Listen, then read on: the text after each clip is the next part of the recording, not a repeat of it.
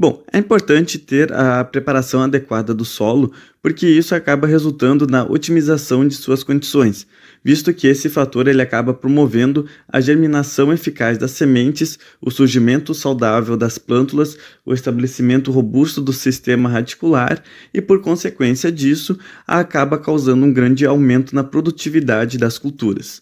Nesse sentido, a manipulação do solo tem como objetivo principal estabelecer um ambiente propício para o crescimento das culturas, assim aprimorando fatores como aeração, capacidade de retenção e absorção de água, e entre outros aspectos.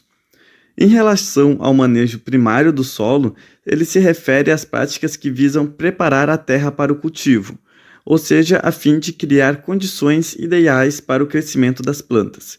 Isso envolve ações como arar, subsolar e escarificar o solo, assim melhorando a estrutura, promovendo a aeração, facilitando a penetração de água e nutrientes para as plantas. Esse processo ele também é conhecido por ser o primeiro e o mais pesado para a preparação do solo. Além disso, a preparação do solo também desempenha um papel no controle de plantas daninhas. Isso é feito ao inverter a camada superficial do solo, assim fazendo com que as raízes sejam expostas à luz solar, enquanto a parte superior, a parte verde da planta, é enterrada. Isso então resulta na eliminação das plantas invasoras e contribui para enriquecer o solo com matéria orgânica. Portanto, para se obter um conhecimento melhor sobre este processo, vamos apresentar os principais implementos utilizados na descompactação do solo. Olá pessoal, meu nome é Suelen. Iremos falar sobre alguns implementos agrícolas no decorrer do vídeo. Então vou falar sobre o escarificador e o subsolador, que são utilizados para o rompimento de camadas compactadas ou adensadas, caracterizado por mobilizações mais profundas sem alterar os horizontes do solo. Os escarificadores, eles possuem hastes mais finas, com profundidade de até 30 centímetros. Já os subsoladores, eles são mais rígidos e com profundidade maiores que 30 centímetros, como a gente observa na figura. O escarificador é composto por chassi, hastes e ponteira. O chassi pode ser acoplado na barra de tração ou pelo sistema hidráulico de transponto. O formato das hastes pode ser retas, inclinadas, curvas e parabólicas. As retas elas têm um ângulo igual a 90 graus, que tem uma maior força de tração. Nas curvas, um ângulo igual a 45 graus, tem um maior desempenho, e as parabólicas elas têm um melhor desempenho, pois elas exigem uma menor potência do trator e, consequentemente, um menor consumo de combustível. A largura das ponteiras é fundamental para determinar a profundidade de trabalho e o espaçamento que será utilizado entre as hastes. O rolo destorroador tem a função de quebrar torrões, que é formado pelas hastes, e nivelar a superfície do solo. O disco de corte, que é colocado na frente das hastes, com a finalidade de cortar a palhada para que não ocorra o embuchamento. As rodas têm a função de deslocamento e também o controle de profundidade que será realizado o trabalho.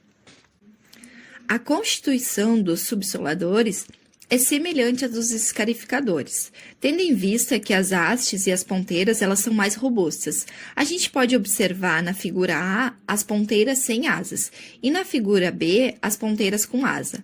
A largura da ponteira é fundamental para determinar a profundidade de trabalho. Basicamente, os fatores a serem levados em consideração na hora das regulagens são profundidade de escarificação ou subsolagem, número de hastes, tipo de ponteira e espaçamento entre as hastes. A profundidade de trabalho é a profundidade real que se deve trabalhar, é a profundidade ao qual se deve atingir para exterminar a camada compactada. A profundidade do trabalho é de 5 a 10 centímetros da camada compactada. Logo, se existe uma camada compactada na profundidade de 60 centímetros, a profundidade de trabalho vai ser entre 65 e 70 centímetros, ou seja, a ponta da ponteira deve atingir essa profundidade para ter certeza que está quebrando a camada compactada. O espaçamento entre hastes é de fundamental importância para que não fique nenhuma parte da área sem ser trabalhada ou então compactada, ou que as hastes não fiquem muito próximas, fazendo com que o trabalho de uma anule o efeito da outra. Se isso ocorrer, haverá necessidade de um maior número de passadas e, consequentemente, maior consumo de combustível. Profundidade crítica é a profundidade máxima até onde se tem benefício com escarificação ou subsolagem. Abaixo dessa profundidade, a operação apenas causa malefícios.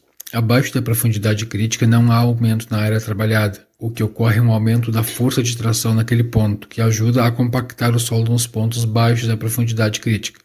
A partir dela, o equipamento só está riscando o solo. O que determina a profundidade crítica é a largura da ponteira. A mesma é determinada a partir da multiplicação da largura da ponteira por 5 e 7. Por último, depois de todas as regulagens, deve-se realizar o nivelamento do equipamento junto ao solo. Nos equipamentos montados, isso é feito no terceiro ponto. Já os equipamentos de arrasto possuem um sistema próprio. O operador deve baixar o equipamento ao máximo no solo e operar poucos metros até ele perceber que as hastes entraram totalmente no solo. Feito isso, ele deve descer do trator e nivelar o equipamento de forma que ele fique mais reto ao nível do solo. Por fim, para verificar se a operação está sendo realizada corretamente, deve-se utilizar uma vareta graduada de tamanho considerável e vá seguindo o trator, afundando a vareta até onde o solo ofereça resistência. Se após algumas verificações for constatado que a vareta está afundando sempre à mesma profundidade, é porque a atividade está sendo realizada corretamente.